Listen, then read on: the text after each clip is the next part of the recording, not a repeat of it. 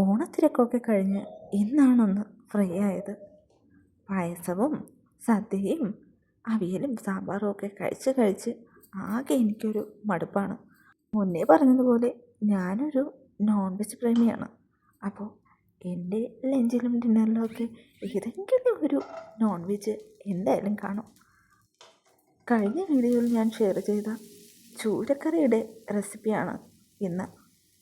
ചൂരക്കറി recipe മാത്രമല്ല, ഇന്നൊരു lunch വ്ലോഗാണ്.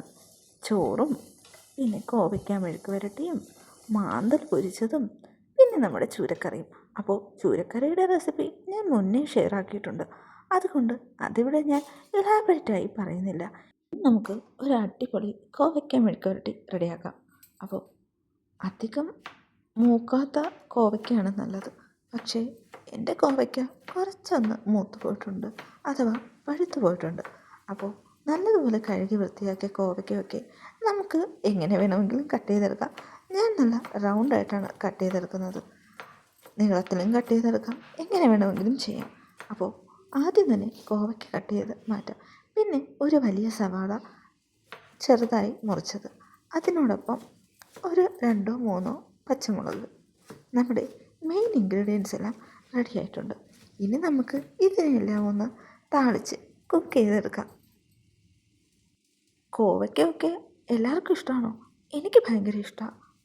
അപ്പോൾ നമ്മുടെ കോവയ്ക്ക മെഴുക്കുവരട്ടി നമുക്കൊന്ന് റെഡിയാക്കിയാലോ? അതിനായിട്ട് ആദ്യം തന്നെ ചട്ടി വയ്ക്കാം. ചട്ടി വെച്ച് കുറച്ച് എണ്ണയൊക്കെ ഒഴിച്ച് വേണമെങ്കിൽ കടുവൊക്കെ ഒന്ന് പൊട്ടിച്ചെടുക്കാം. ഞാനിപ്പോൾ കടുവൊന്നും പൊട്ടിക്കുന്നില്ല. എണ്ണ ചൂടായിട്ട് അതിലേക്ക് ഉള്ളിയാണ് ഇട്ട് കൊടുക്കുന്നത്. ഉള്ളിയും കറിവേപ്പിലയും ഇട്ട് ഒന്ന് ചെറുതായിട്ട് നമുക്ക് ഒന്ന് സോട്ട് ചെയ്തെടുക്കാം. കുറച്ച് ഉപ്പൊക്കെ ഇട്ട് ഞാൻ സോട്ട് ചെയ്തെടുക്കുന്നുണ്ട്. അധികം അങ്ങ് വേവിച്ചെടുക്കുന്നില്ല. എന്നിട്ട് നമുക്കിതിലേക്ക് നമ്മുടെ അരിഞ്ഞു വെച്ച കോവയ്ക്ക ഇട്ട് കൊടുക്കാം. കോവയ്ക്ക ഇട്ട് നമുക്ക് നല്ലതുപോലെ ഒന്ന് ഇളക്കി ഉപ്പൊക്കെ കറക്റ്റാണോ എന്ന് നോക്കാം.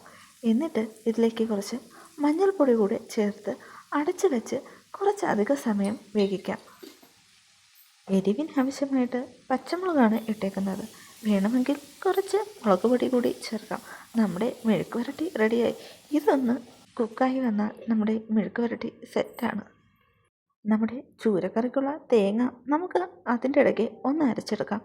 കുറച്ച് തേങ്ങ ഉലുവയും കുഞ്ഞുള്ളിയും പുളിയും ഒക്കെ ചേർത്ത് വറുത്ത് അതിലേക്ക് മുളക് പൊടി, മല്ലിപ്പൊടി, മഞ്ഞൾപ്പൊടി എല്ലാം ചേർത്ത് കുറച്ച് വെള്ളവും ഒഴിച്ച് നമുക്കൊന്ന് അരച്ചെടുക്കാം. എല്ലാം ഒരു ബ്രൗൺ നിറമാകുന്ന വരെയാണ് ഞാൻ വറുത്തെടുത്തിട്ടുള്ളത്. ഇപ്പോൾ നമ്മുടെ കോവയ്ക്ക് ഏകദേശം ഒന്ന് വെന്ത് വന്നിട്ടുണ്ട്. നമുക്ക് ഒന്നുകൂടി ഇളക്കി അടച്ചു വെച്ച് വേവിക്കാം.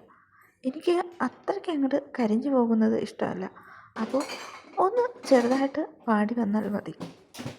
ഇതിനിടയ്ക്ക് ഞാൻ നമ്മുടെ ചോറൊക്കെ വെക്കുന്നുണ്ട് കേട്ടോ. അതൊക്കെ എടുക്കാൻ ഞാൻ വിട്ടുപോയി. നമ്മുടെ സ്ഥിരം മട്ടേരി ചോറ് തന്നെയാണ്. നമ്മുടെ മെഴുക്ക് വരട്ടി ഇപ്പോൾ റെഡി ആയിട്ടുണ്ട്. ഇനി നമുക്ക് നമ്മുടെ മീൻകറിയിലേക്ക് പോകാം. മീൻകറിക്ക് അരപ്പൊക്കെ റെഡിയായി. നമ്മുടെ ചട്ടിയില്ല, അറിയാലോ. അപ്പോൾ നമ്മുടെ പാത്രത്തിലേക്ക് മീൻകറിയുടെ അരപ്പ് ഒഴിച്ചു കൊടുക്കുകയാണ്. ആവശ്യത്തിന് വെള്ളവും ഉപ്പും ചേർത്ത് കുറച്ച് തക്കാളിയും പച്ചമുളകും കുറച്ച് കുഞ്ഞുള്ളി സ്ലൈസ് ചെയ്തതും കൂടെ ഇട്ടാൽ നമ്മുടെ മീൻകറിയുടെ അരപ്പ് റെഡിയായി. ഇതിനെ നമുക്കൊന്ന് തിളപ്പിച്ചെടുക്കാം. അപ്പോഴത്തേക്കും നമുക്ക് നമ്മുടെ മീനൊക്കെ ഒന്ന് കഴുകി വൃത്തിയാക്കി എടുക്കാം.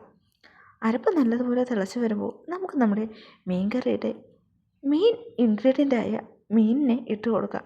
ഇനി എന്താ, കുറച്ചധികം സമയം അടച്ച് വെച്ച് നമുക്കിതിനെ കുക്ക് ചെയ്തെടുക്കാം. ഞാനിവിടെ വാളൻപുളിയാണ് യൂസ് ചെയ്തേക്കുന്നത്. അപ്പോൾ നമ്മുടെ കറി ഒന്ന് തിളച്ച് അരപ്പൊക്കെ പിടിച്ച് ഉപ്പൊക്കെ ഞാൻ നോക്കിയ ഉപ്പ് കുറവായിരുന്നു. അപ്പോൾ കുറച്ച് ഉപ്പൊക്കെ ചേർത്ത് ഒന്നുകൂടെ ചെറിയ തീയിലിട്ട് നമുക്കിതിനെ ഒന്ന് വറ്റിച്ച് എണ്ണയൊക്കെ ഒന്ന് തെളിച്ചെടുക്കാം. ഇതുവരെ നമ്മളിതിൽ എണ്ണയൊന്നും യൂസ് ആക്കിയിട്ടില്ല. ഇനി വേണം നമുക്കിതിലേക്ക് കുറച്ച് കടുകൊക്കെ വറുത്ത് ഒഴിച്ചു കൊടുക്കാൻ. അപ്പോൾ നമ്മുടെ കറി ഇപ്പോൾ നല്ല സെറ്റായിട്ടുണ്ട്. നല്ല കുറുകിയ ചാറോട് കൂടിയിട്ടുള്ള കറിയാണ്. ഇതിലേക്ക് കുറച്ച് വെളിച്ചെണ്ണയിൽ കടുക് വറുത്ത് നമുക്ക് ഒഴിച്ചു കൊടുക്കാം. വറ്റൽമുളകും കടുകും കറിവേപ്പിലയും കുഞ്ഞുള്ളിയുമാണ് ഞാൻ ഇതിനു വേണ്ടി യൂസ് ചെയ്തേക്കുന്നത്. അതും കൂടെ ഒഴിച്ചാൽ നമ്മുടെ കറി സെറ്റായിട്ടുണ്ട്. നല്ല സ്വാദുള്ള വറുത്തരച്ച ചൂരമീൻ കറി. ചോറിനൊപ്പവും അപ്പത്തിനൊപ്പമൊക്കെ ബെസ്റ്റ് കോമ്പിനേഷനാണ് നമ്മുടെ ചൂരമീൻ കറി. അപ്പോൾ കറിയായി. ഇനി കുറച്ച് പൊരിപ്പ് ഐറ്റംസും കൂടെ വേണ്ടേ. അപ്പോൾ ഇന്ന് നല്ല മാന്തൽ കിട്ടിയിട്ടുണ്ട്. അപ്പോൾ ഉപ്പും മഞ്ഞൾപ്പൊടിയും മുളക് പൊടിയും കുറച്ച് കുരുമുളകൊക്കെ ചേർത്ത് നല്ലതുപോലെ ഓവർനൈറ്റ് മാരിനേറ്റ് ചെയ്ത് വെച്ച മാന്തലാണ് എടുത്തേക്കുന്നത്. അത് കുറച്ച് എണ്ണ ഒഴിച്ച് കുറച്ച് കറിവേപ്പിലയൊക്കെ ഇട്ട് നമുക്കൊന്ന് വറുത്തെടുക്കാം. എനിക്ക് ഫിഷ് ഫ്രൈ വലിയ ഇഷ്ടമാണ്. മാന്തൾ പിന്നെ പറയാൻ വേണ്ട, മാന്തൾ അടിപൊളിയല്ലേ.